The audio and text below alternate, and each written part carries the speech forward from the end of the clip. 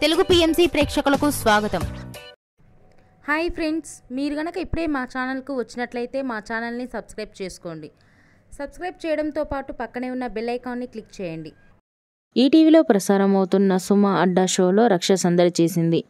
ఈ షోలో రక్షతో పాటు సాయి కిరణ్, వాసంతి, ప్రశాంతి, నిఖిల్, శ్రీహర్ష కూడా పాల్గొన్నారు. ఈ షోకు సంబంధించిన కొన్ని ఫొటోస్ని ఇప్పుడు మనం కూడా చూసేద్దాం.